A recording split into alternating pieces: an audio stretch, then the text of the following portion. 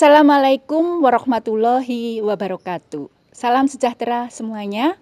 Perkenalkanlah, saya Jumirah, Kepala Sekolah SD Negeri 3 Kalipetir, Kapanewon Pengasih, Dinas Pendidikan Pemuda dan Olahraga Kabupaten Kulon Progo, Yogyakarta. Di sini saya akan melakukan kegiatan pengimbasan sebagai salah satu tugas yang harus dikerjakan dalam kegiatan guru belajar seri asesmen kompetensi minimum, di mana pengimbasan ini dilakukan secara terbatas karena di sekolah kami berlaku aturan pemberlakuan pembatasan kegiatan masyarakat berbasis mikro di daerah istimewa Yogyakarta. Bapak Ibu semua, kita sebagai pendidik harus tahu apa itu asesmen nasional. Untuk itu, marilah kita belajar bersama-sama apa itu asesmen nasional.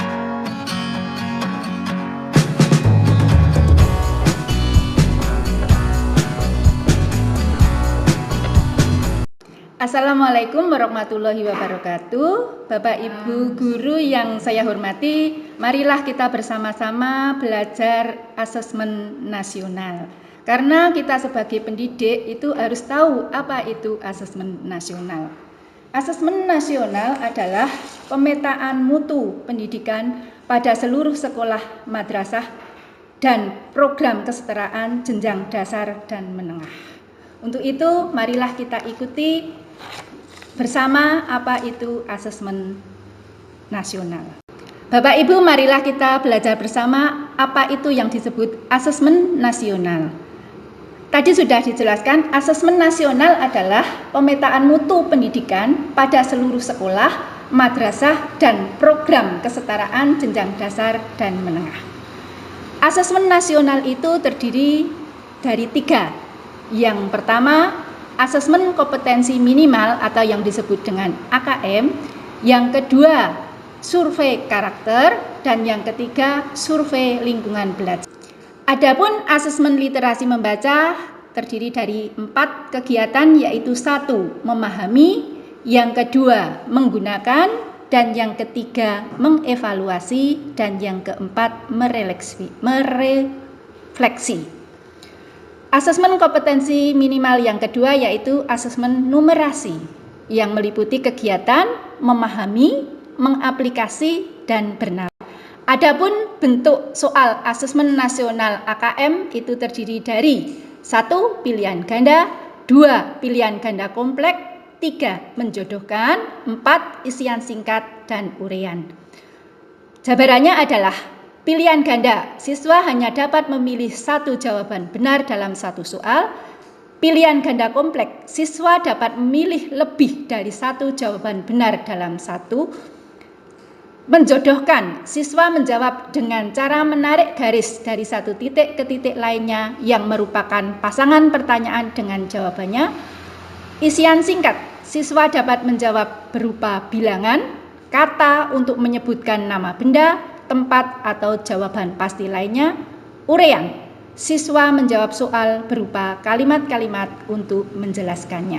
Adapun komponen AKM literasi membaca itu meliputi 3, yaitu ada kontens, proses kognitif, dan konteks. Konten itu ada 2, yaitu teks informasi dan teks fiksi. Teks informasi itu teks yang bertujuan untuk memberikan fakta, data, dan informasi dalam rangka pengembangan wawasan serta ilmu pengetahuan yang bersifat ilmiah. Sedangkan teks fiksi yaitu teks yang bertujuan untuk memberikan pengalaman, mendapatkan hiburan, menikmati cerita, dan melakukan perenungan kepada pembaca.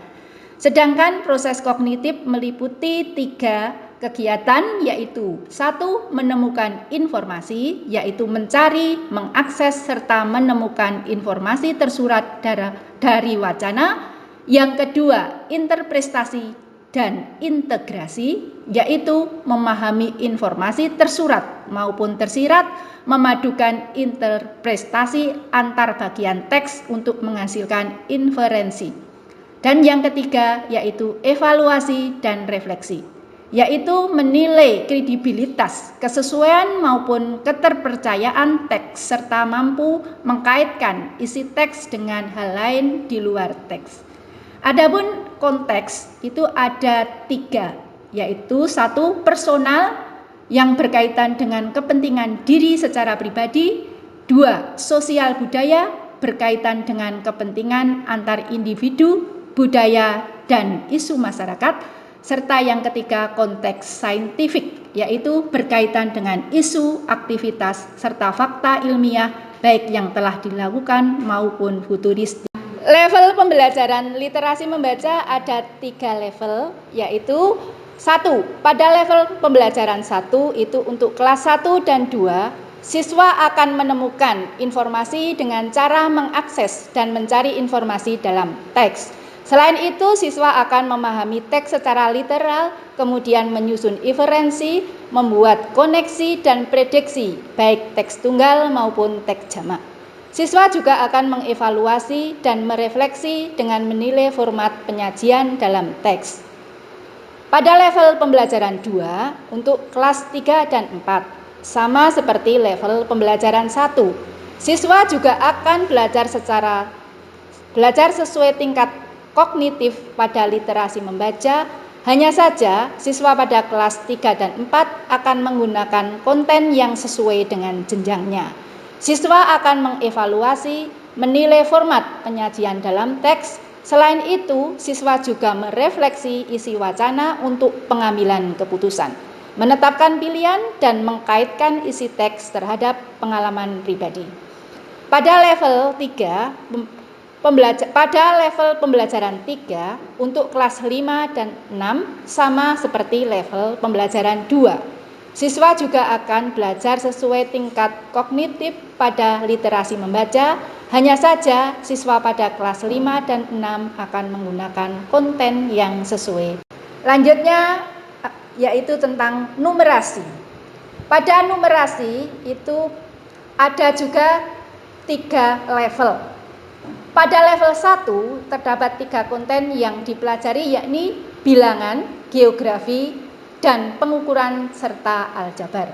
Sedangkan pada level 2 dan 3 terdapat 4 konten, yakni bilangan, geometri dan pengukuran, aljabar dan data, dan ketidakpastian. Pada level pembelajaran 1 untuk kelas 2, siswa akan belajar merepresentasi, mengurutkan, dan operasi penjumlahan dan pengurangan bilangan. Siswa akan mengenal bangun geometri dan pengukurannya. Selain itu, siswa juga akan mempelajari persamaan dan pertidaksamaan bilangan serta relasi dan fungsi bilangan. Pada level pembelajaran 2 itu untuk kelas 4, siswa akan belajar merepresentasi, mengurutkan, dan operasi penjumlahan, pengurangan, pembagian, perkalian dengan bilangan bulat ataupun desimal. Siswa akan mengenal bangun geometri dan pengukurannya. Selain itu, siswa juga akan mempelajari persamaan dan pertidaksamaan bilangan, relasi dan fungsi bilangan, juga rasio dan proporsi. Pada level ini, siswa juga akan mempelajari data dengan representasinya serta ketidakpastian dan peluang. Sedangkan pada level pembelajaran 3 itu untuk kelas 6. Siswa akan belajar mempresentasi, mengurutkan, dan operasi penjumlahan, pengurangan, pembagian, perkalian dengan bilangan bulat ataupun desimal, serta akan mengenal bangun geometri dan pengukurannya. Selain itu, siswa juga akan mempelajari persamaan dan pertidaksamaan bilangan, relasi dan fungsi bilangan, juga rasio dan proporsi. Pada level ini, siswa juga akan mempelajari data dengan representasi. Bapak Ibu, dari hasil AKM itu nanti ada 4 kelompok hasil yang menggambarkan tingkat kompetensi yang berbeda yang dicapai oleh tiap siswa. Setiap siswa tidak sama dalam pencapaian kompetensi dalam waktu yang sama. Adapun hasil AKM yang dilaporkan dalam 4 kelompok yang menggambarkan tingkat kompetensi yang berbeda dapat dilihat dalam tabel berikut. Kelompok literasi ada 4 kelompok, yaitu 1. Kelompok perlu intervensi khusus, yaitu murid belum mampu menemukan dan mengambil informasi eksplisit yang ada dalam teks maupun membuat interpretasi sederhana. Kelompok yang kedua yaitu dasar. Murid belum mampu menemukan dan mengambil informasi eksplisit yang ada dalam teks serta membuat interpretasi sederhana. Sedangkan kelompok yang ketiga yaitu cakap.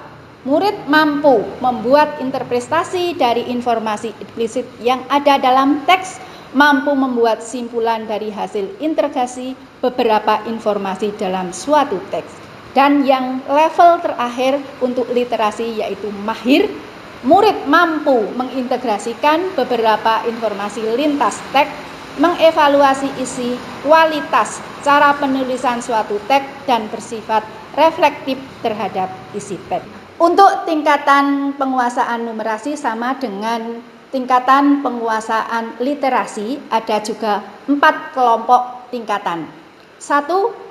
Kelompok perlu intervensi khusus, yaitu murid hanya memiliki pengetahuan matematika yang terbatas, murid menunjukkan penguasaan konsep yang parsial dan keterampilan kompetensi yang terbatas. Kelompok yang kedua yaitu sama, dasar, yaitu murid memiliki keterampilan dasar matematika, kompetensi dasar dalam bentuk persamaan langsung, konsep dasar terkait geometri dan statistika, serta menyelesaikan masalah matematika sederhana yang rutin. Kelompok yang ketiga yaitu cakap, yaitu murid mampu mengaplikasikan pengetahuan matematika yang dimiliki dalam konteks yang lebih berakar. Tingkat yang terakhir yaitu mahir. Murid mampu bernalar untuk menyelesaikan masalah kompleks serta non-rutin berdasarkan konsep matematika yang dimilikinya.